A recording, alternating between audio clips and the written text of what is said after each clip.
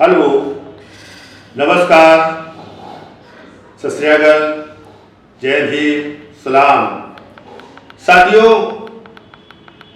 कुछ बात आपसे इस ढंग से करनी है कि सरकार जो किसान विरोधी तीनों बिलों के सफल न होने पर सुप्रीम कोर्ट को आगे लाकर किसानों को बड़ा धोखा दिया जा रहा है। बिलों पर स्टे कर कमेटी बनाकर उसमें जिन सदस्यों को की नियुक्ति किया गया है वह सभी बिलों के समर्थक हैं, जबकि आंदोलन से जुड़े किसान नेताओं को 50% रखना चाहिए था।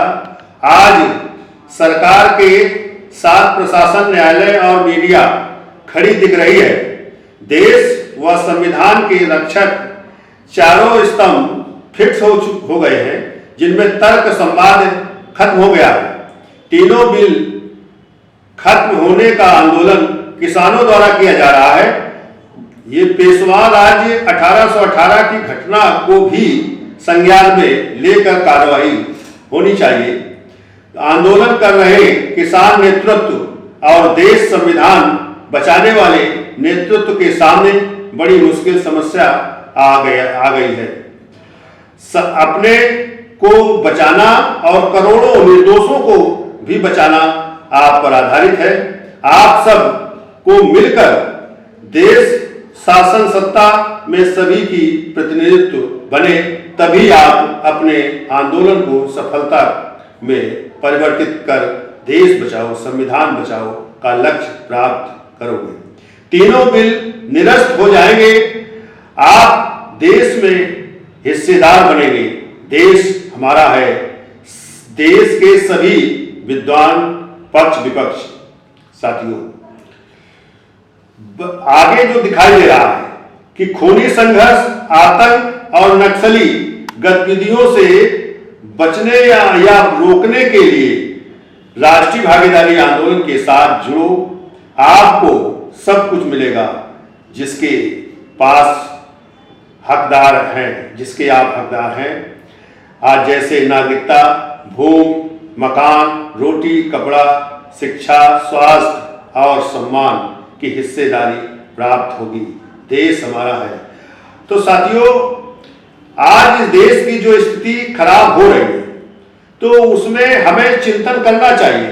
अभी जो सीए और एनआरसी की जो नागरिकता पर आंदोलन हुए थे, आज उसको स्थगित नहीं किया गया है और देश में एक के बाद एक आंदोलन हो रहा है, लोगों का नुकसान हो रहा है। उसमें जहां जहां इनकी सरकारें हैं वहां उन पर एफआईआर और पुलिस और कुर्की आदि की प्रवृत्ति बनाई जा रही है।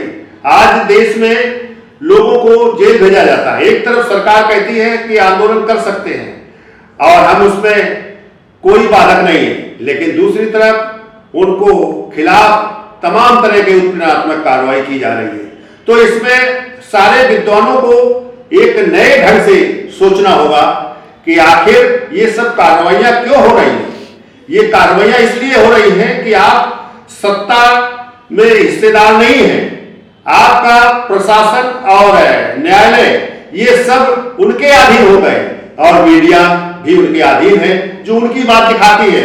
आज असम में जो नागरिकता के तहत जो डिटेंशन सेंटर में भेजे गए थे, वहां तमाम लोगों की जो है मृत्यु हो गई है, शहादत हो गए, लेकिन आज तक उनकी रिपोर्ट नहीं आई है।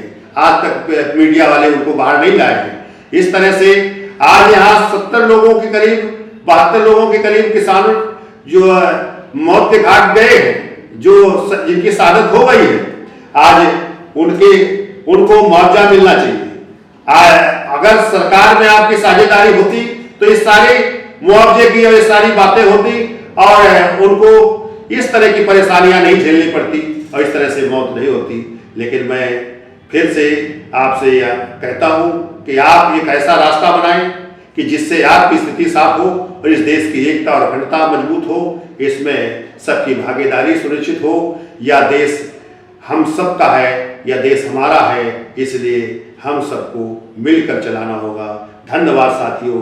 जय भीम, जय भागीदारी, जय भारत। धन्यवाद। और आप एक जो फॉर्मेट हम दिखाना चाहते हैं उस तरह फॉर्मेट को आप देखें कि उसमें एक फॉर्म बनाया है जिसमें नागरिकता को कैसे हम देंगे, तो उसे पारिवारिक स्टेटस को हम 47 से अब तक का लाना चाहते हैं, जिससे सरकार के भरोसे नहीं रहना चाहिए। हमें लोगों को अपने ढंग से उसकी तैयारी करनी चाहिए। इसलिए इसमें फॉर्मेट में बनाया है कि 47 तक हमें बाबा कहाँ रहते थे, परबाबा कहाँ रहते थे, उनकी स्थिति को साफ करनी है, और जिससे कि हम इस देश के नागरिक हैं तो देश के नागरिक हम रहें और हमें नागरिकता से कोई दूर ना कर सके।